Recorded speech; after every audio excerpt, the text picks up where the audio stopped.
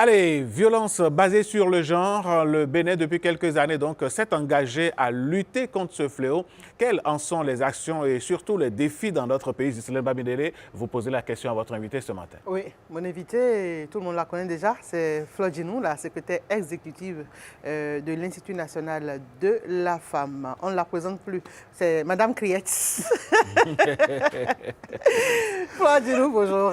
Bonjour Ghislaine, bonjour. Bonjour Flor Djinou, bienvenue à la maison. À la maison, oui. Merci de me recevoir. C'est pourquoi je dis tout le monde la connaît déjà voilà. sur nos écrans. Alors, avant de donner la parole à Flor Djinou, on parle réussite. Nous allons vers les témoignages de certaines survivantes de VBG, violence basée sur le genre. Oui. C'est pourquoi on a nommé ça réussite. Elles ont réussi à passer le cap. Elles ont réussi à passer le cap grâce à l'INF justement. Mais on va les écouter d'abord. J'ai vécu maritalement pendant 8 ans avec le père de mes enfants. Nous avons eu 2 filles que j'adore beaucoup. Mais il faut dire que dans cette relation, j'étais insignifiante, j'étais chosifiée et j'étais brisée.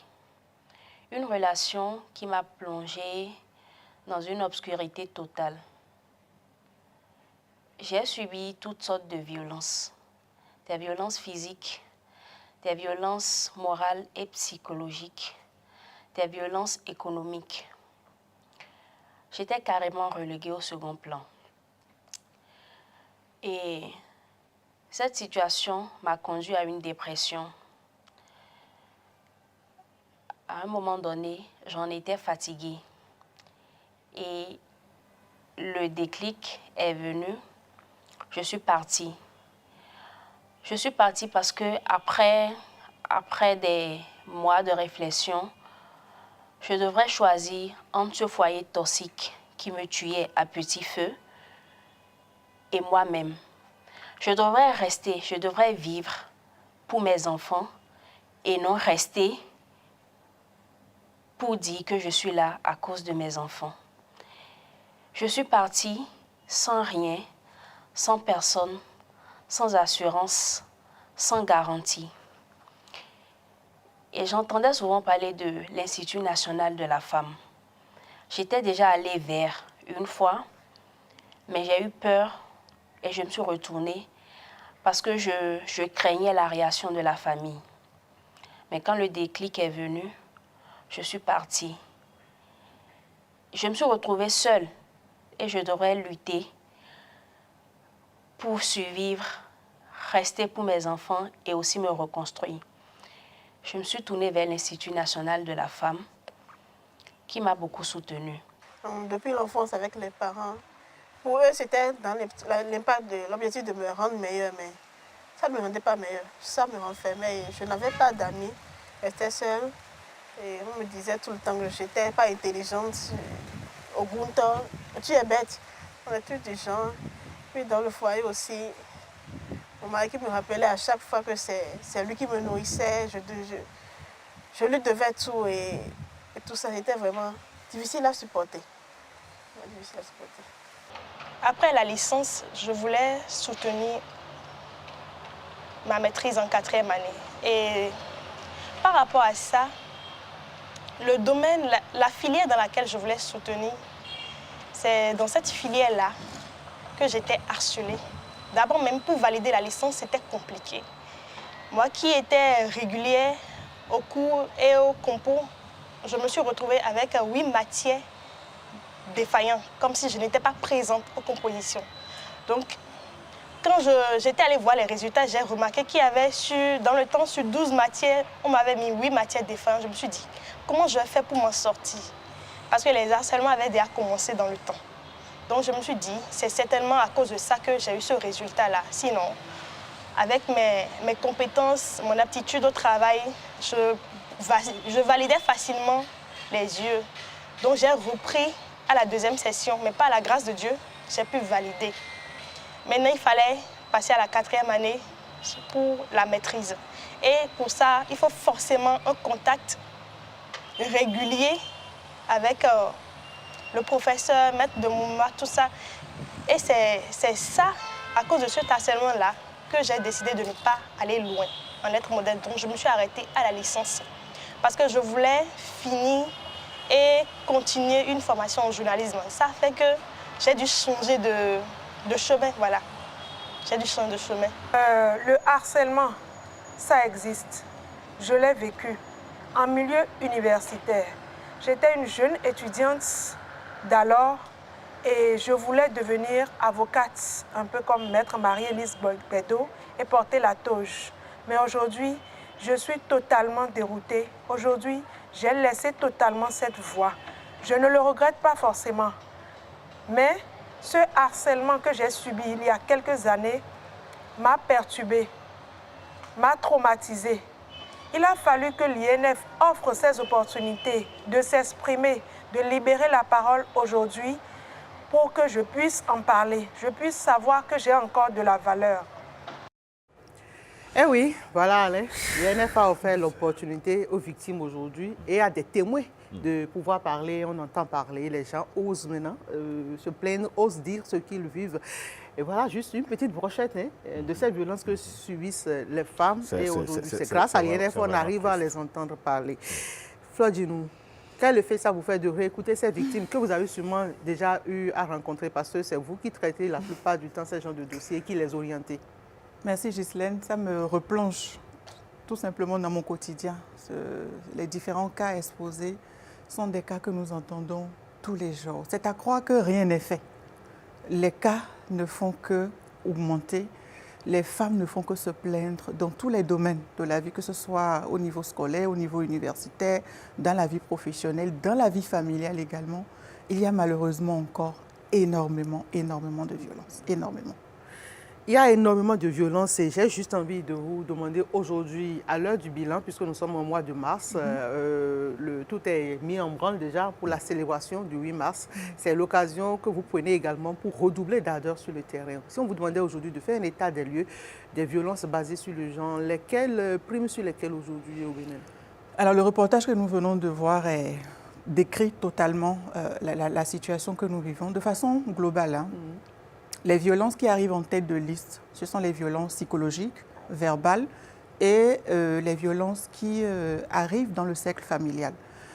Et nous avons mené, le ministère des Affaires sociales et de la microfinance a mené en 2022 une étude nationale sur l'état et sur les violences basées sur le genre au Bénin. Et les violences qui sont arrivées en top de liste, même si l'étude montre qu'il y a quand même une légère baisse, il y a quand même de la persistance au niveau des violences physiques, des violences qui arrivent, comme je le disais tout à l'heure, au sein de la famille, donc des violences domestiques, des violences verbales.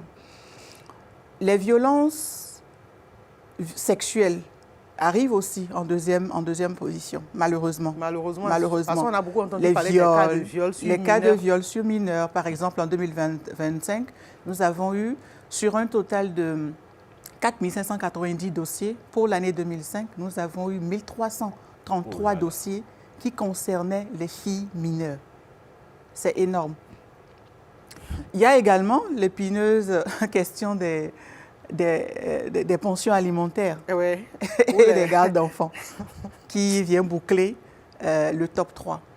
Mais ceci dit, le tableau n'est pas si noir parce qu'on remarque une explosion de la confiance. Et les statistiques le disent assez bien. En 2021, nous n'avions que 298 cas. Et en 2025, nous avons eu 4 590. Et nous avons eu, pour l'année 2005, 500 décisions de justice qui ont été obtenues. Donc ceci ne montre pas qu'il y a de nouvelles violences ou qu'il y a une hausse. Mais ceci démontre tout simplement que les filles, les femmes, les familles, les communautés commencent à faire de plus en plus confiance aux institutions. Et ça, c'est vraiment un point positif qui nous donne du baume au cœur. Et dans l'application des lois, peut-on aujourd'hui être sûr que tout s'applique comme il se doit? Oui.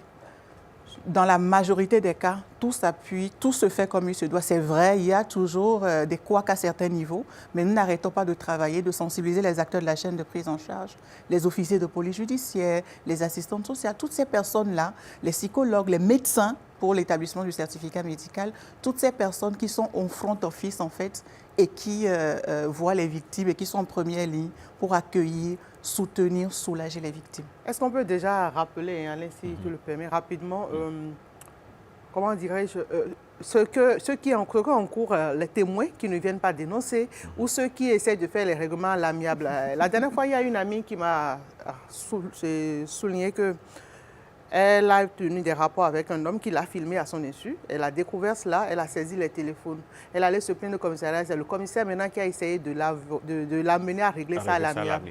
Ça fait partie des couacs dont je parle. Il y a encore certains acteurs qui sont réfractaires, alors que ce sont des acteurs qui doivent protéger, aider, mais qui sont malheureusement encore réfractaires. C'est pour ça que la sensibilisation à tous les niveaux ne doit jamais, jamais s'arrêter. Alors, ce commissaire, qu'est-ce qu'il encourt comme peine? Au moins 2 ans de prison, si jamais. Voilà. Donc, peut-être qu'à la fin, vous me donnerez son... Non, je trouve que c'est très important de le dire, parce que si les forces de l'ordre, ceux qui sont chargés de notre sécurité, ne le font pas, franchement, il faut... Pour un règlement à l'amiable comme ça, dans le cas d'une violence numérique, attention, c'est lourd. Alors, mais Fleur, dis-nous, justement, dans votre développement, on se rend compte que les pesanteurs sociologiques ont la peau dure.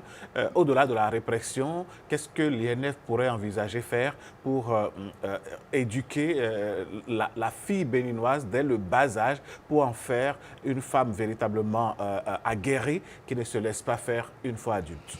Eh bien, ce que nous faisons depuis 5 ans que nous existons maintenant, c'est aller à la base. Par exemple, cette année, nous avons entrepris de travailler avec les gouvernements scolaires.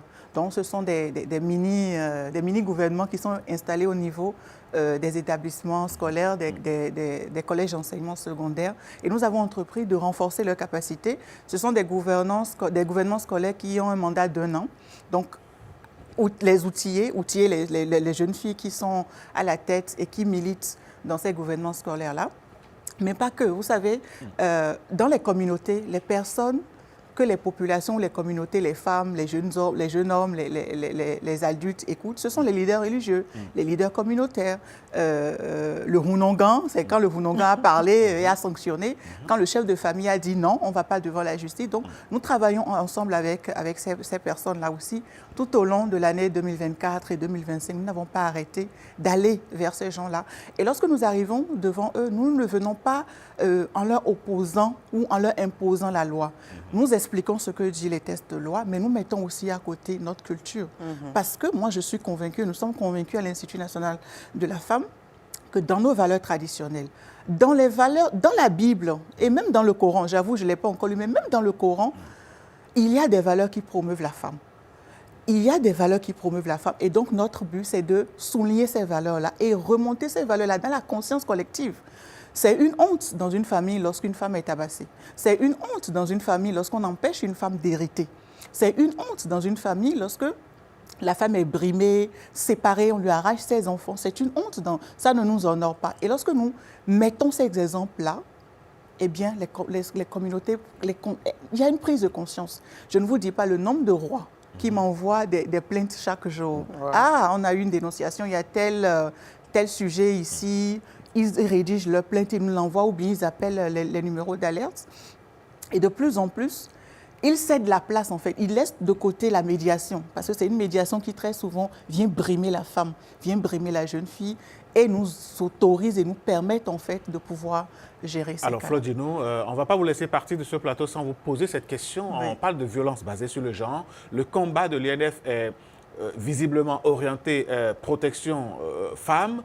Est-ce que dans votre expérience depuis 5 ans, vous êtes tombé sur des situations où c'est plutôt l'homme qui est victime de violence? Absolument, ça arrive.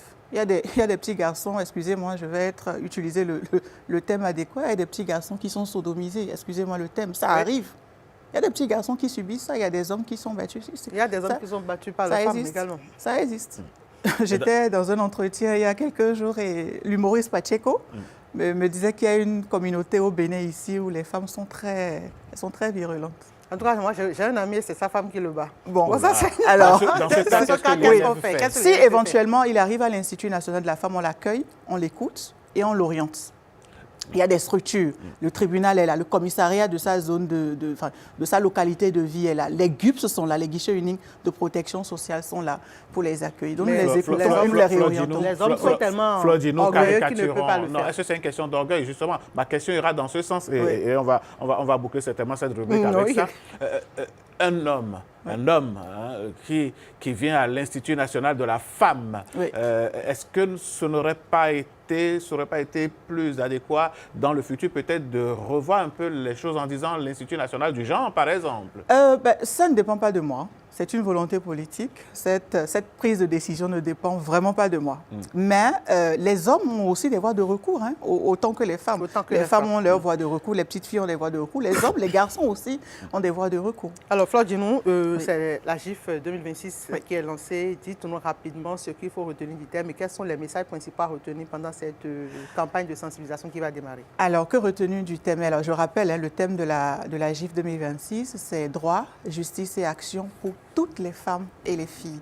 Alors, le droit vient nous rappeler que les droits des femmes sont des droits humains fondamentaux. Exactement. Vous savez, sur le plan mondial, et j'ai vu ces statistiques sur le site de ONU Femmes, au plan mondial, les femmes et les filles ne bénéficient que de 60% environ des droits dont bénéficient les hommes. Donc, il y a ce décalage-là. Il y a encore des domaines fondamentaux tels que la sécurité, l'accès aux fonciers, le travail, où les femmes sont encore défavorisées. Donc, le thème nous appelle à axer nos réflexions. Ce n'est pas un moment de fête, c'est un moment de réflexion, cette journée-là. Donc, à axer nos réflexions sur cette thématique-là, de sorte à ce que les femmes aient aussi accès à ces éléments-là. Le côté justice vient nous rappeler qu'il faut une justice équitable, tout simplement. Et quand je parle de justice équitable, je pense à des cas comme les féminicides, qui sont de plus en plus récurrents aujourd'hui, où un homme peut se permettre d'ôter la vie à une autre personne tout simplement parce que c'est une femme. Et le côté action vient nous rappeler que nous n'allons pas rester dans des longs discours, dans les lourds discours, mais qu'il faut aller à des actions pratiques et concrètes. C'est de ça qu'il s'agit pour ce thème-là. Et donc, les principaux messages, c'est de dire aux femmes, vous avez des droits. Et nous allons le faire tout au long de ce mois de mars, aller au contact des femmes, aller au contact des femmes dans les structures, comme au niveau des communautés à la base, leur parler de l'Institut national de la femme et tous ces magnifiques services, franchement, que le gouvernement béninois a mis à leur disposition. Le soutien psychologique, l'accès aux services juridiques, l'accès à des avocats en cas de dossiers qui ont des diligences pénales à avoir. Donc, tout ça est mis en place pour aider la femme, aider la fille à pouvoir avoir satisfaction. Eh bien, Ghislaine, je crois qu'on a fait le tour. On a fait le tour. Et on espère que ces violences seront derrière nous dans notre société. C'est ce que nous espérons. Beaucoup de courage à l'INF et à tous ceux toutes les personnes qui mettent en œuvre les outils de cette lutte dans notre pays. Ghislaine, on va se retrouver demain, vous et moi, ici. Merci beaucoup, Flore Djinou. C'est toujours un plaisir de vous avoir avec nous. Plaisir partagé. Merci beaucoup.